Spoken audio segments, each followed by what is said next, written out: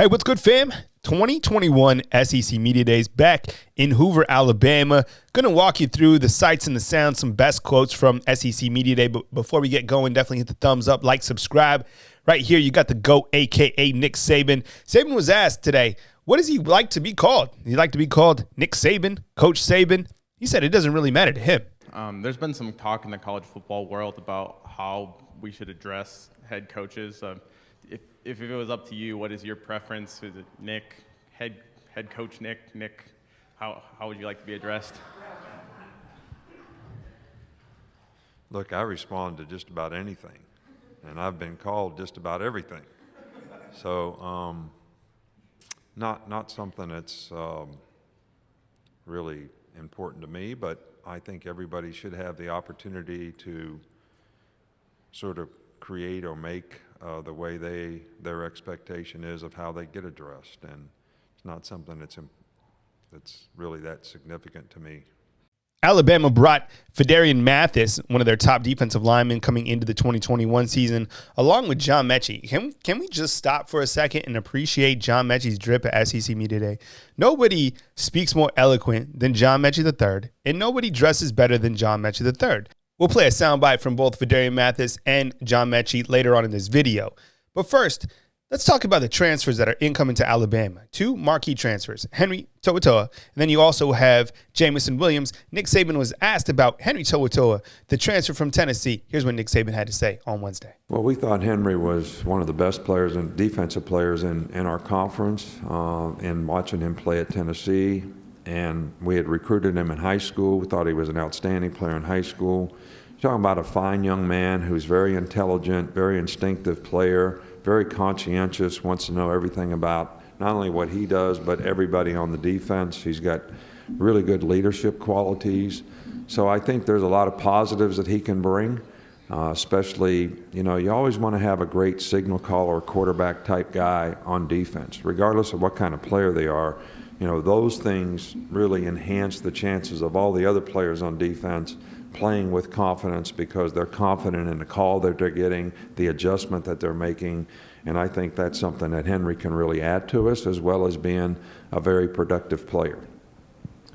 Jameson Williams, who transferred from Ohio State to Alabama, we hear that he's having a very productive summertime. Nick Saban was asked about Jameson Williams and the impact that he's had on the team this summer. Jameson Williams has been very impressive with us this summer.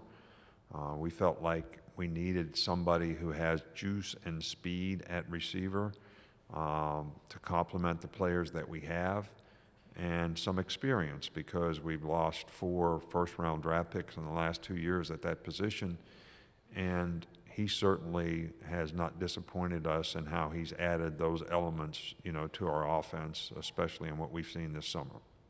Now, one of the main storylines going into the 2021 season, besides Bryce Young earning close to $1 million in NIL money, is the fact that Alabama will have a new offensive coordinator, being Bill O'Brien, who came over from the Houston Texans. He was a former head football coach. Nick Saban was asked about Bill O'Brien and talked about the philosophy that he's bringing to Alabama. Nick Saban said he wants to retain the Alabama offense. Here's Nick Saban talking about his new offensive coordinator during SEC Media Days. We're not changing offenses. We've got a good offense. We've got a good system. We've got a good philosophy. Bill has certainly added to that in a positive way, and we'll probably continue to make some changes. But from a terminology standpoint, from a player standpoint in our building, our offense was very, very productive, and we want to continue to run the same type of offense and feature the players that we have who are playmakers who can make plays. And I think Bill will do a good job of that. Everybody remembers John Mechie and the big hit that he had during that Florida game. But I think a lot of people forget that he had 55 receptions for 916 yards during the 2020 season. Mechie was asked about quarterback Bryce Young on Wednesday. Here's what Mechie had to say on his quarterback. I'm definitely excited for Bryce. You kind of see that he had an awareness out there. He had all the tools. So definitely excited to see him get comfortable in there and play his game. Phidarian Mathis, one of Alabama's top defensive linemen coming into the season, 31 tackles last season, 5 tackles for a loss. He talked about his excitement going into this season opener against Miami on Wednesday. Man, we know the environment going to be electric, and it's going to be very fun. You know, I think those guys probably will have a great team, and I love the energy that Miami brings to the college football atmosphere. I think as we look back on SEC Media Days in this week, one of the biggest storylines and one of the most generated topics was Bryce Young earning close to $1 million and the reaction that Lane Kiffin gave. Here's that clip. That number just blew me away, so you didn't prepare me for that. That's amazing. You made $1 million and hadn't started a game yet? Wow.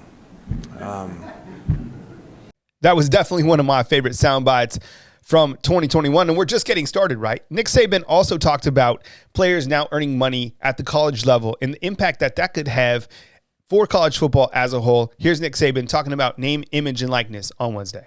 Well, I think, first of all, what I said before is anything that I say now, because there's no precedent for it, you don't really know how it's going to affect things. Players have always been able to work and earn money. That's something that you could do 10 years ago, 20 years ago. It's something I did when I was a player. The college landscape changed to some degree when players got cost of attendance.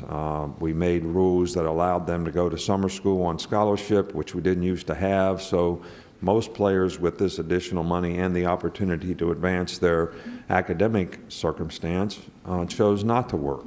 So all we've done is create an opportunity for players to work.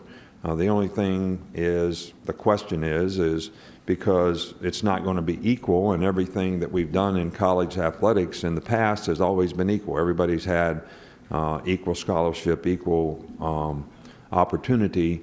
Now that's probably not going to be the case. You know, some positions, some players will have more opportunities than others. And how that's going to impact your team, our team, the players on the team, I really, can't answer because we don't have any precedent for it.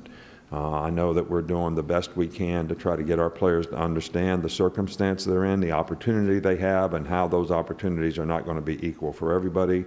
And it'll be important for our team's success that people are not looking over their shoulder at what somebody else does or doesn't do. So, but any other comments that I would make about this with no precedent, no experience would probably a year from now not be looked on or viewed on as very smart.